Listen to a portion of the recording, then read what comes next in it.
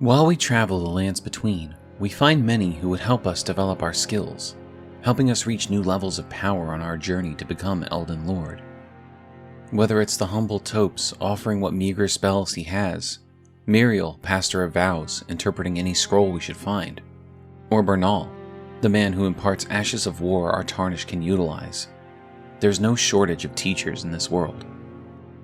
With this in mind, it's interesting to think that there was once an entire group of Carian sorcerers dedicated to passing down their spells, who no longer fill the role they were named for. The Preceptors were once the tutors of the Carian royal family, teachers who imparted knowledge, stretching back to the astrologers themselves.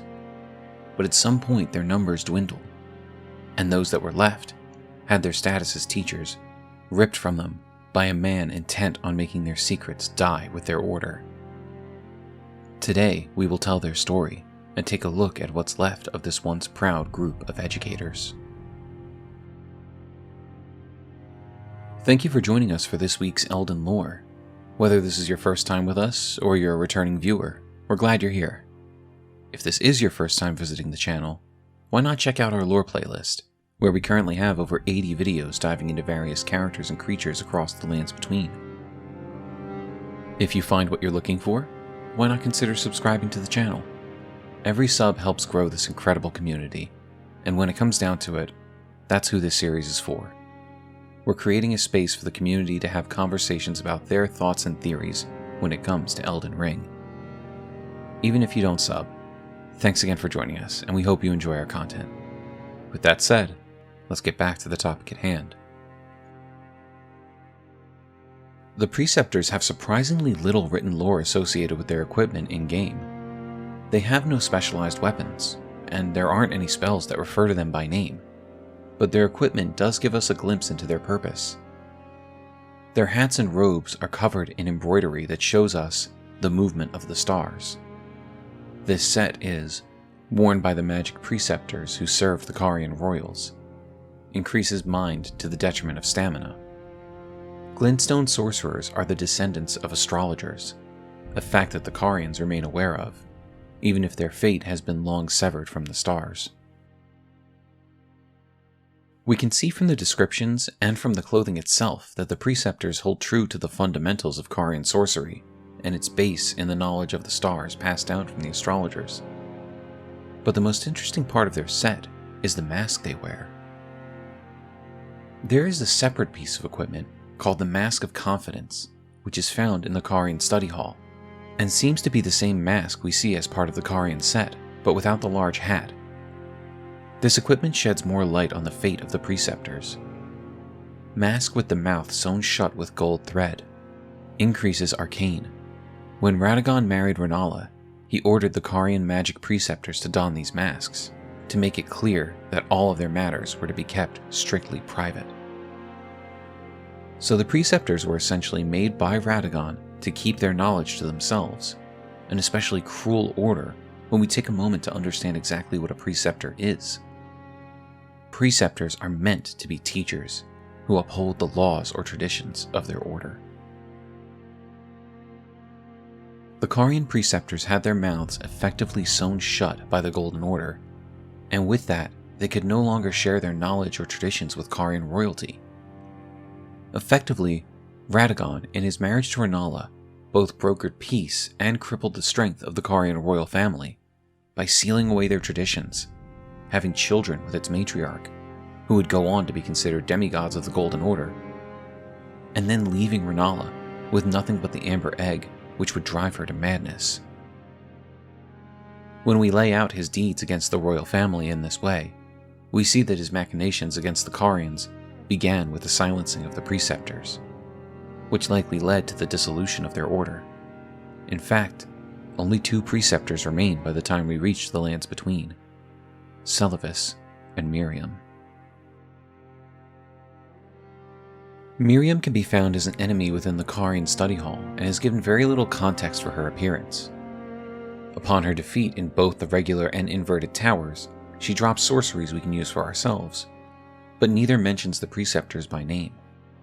It seems she utilizes dolls that attack us as we make our way up to her during our battle in the study hall, which can be explored further when discussing Celivis.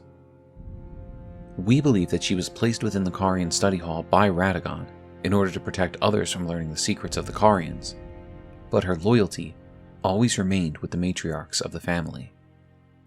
This would explain why she's found in the inverted study hall, guarding the way to Ranni's physical remains. While she could no longer do her duty as a teacher, she could at least protect the secrets of the royal family from those that would use them against Ranni. Celivis is the other preceptor we have the unfortunate pleasure to work alongside when entering Ranni's service. Celivis could support a video himself, and we even believe certain theories about who's pulling his strings. But for the purpose of our dissection of the Preceptors, we won't dive into him too deeply. What's important about Celivis is his reluctance to teach our Tarnished. At first meeting, he seems loath to be dealing with us, and if we visit his rise, he makes it quite clear he has no intention of speaking with us more than is necessary. The only way to get him to act as our instructor is to help him in his endeavor to turn Nefeli Lu into a puppet. After this, he will take scrolls from us and teach us the Carian sorceries we see fit to learn. If we continue to follow his questline, take the puppet he offers to us, and continue to show interest in puppets, Celivis will open a new store for us. You're proving to be quite the puppeteer.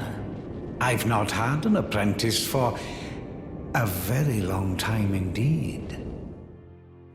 These lines make it clear that the practice of puppeteering originated with the Preceptors, and much of Celivis's attitude towards others may stem from the fact that this practice fell out of favor after Radagon sealed the Preceptors' mouths with the Mask of Confidence. Celivis had his station as teacher reduced to nothing more than a title, and it has embittered him deeply, to the point where he would turn his ancient practices against the very lady he serves. That is, of course, unless someone else is behind Celivis's actions. The history of the Preceptors is one truly shrouded in mystery due to the way the Golden Order hides the history of the Lands Between behind their revisionist ideas. Many Carian sorceries may have been lost to time because of Radagon's order to have the Preceptors' knowledge locked away behind their masks. If the keepers of the history and magic of the Carian royal family were forbidden from ever sharing their knowledge again, then it stands to reason many powerful spells, and even the art of puppeteering, were lost after the union of the Carians and the Golden Order. What little is left lives on in Celivis and Miriam, but only until they meet their ultimate fates due to the actions of our Tarnished in pursuit of becoming Elden Lord. It's fascinating to think that if we truly want to serve Carian royalty and bring the wishes of Our Lady Ranni to fruition, we will most likely end the Order of the Preceptors once and for all, forever locking away the knowledge they held of a time before the Golden Order's stranglehold on the land. In the end, their knowledge lives with one person alone, Ranni the Witch. What did you think of our dissection of the history of the Preceptors? Was Miriam doing her duty to Radagon or Ranni by defending the Carian study hall? What was Celivis's endgame in turning Ranni into a puppet? What kind of magic do you think is forever lost due to the end of the Preceptors? We look forward to reading your comments below. Don't forget to like, subscribe, and hit the bell so you never miss out on any of our lore dives. We look forward to seeing you again for more Elden Lore.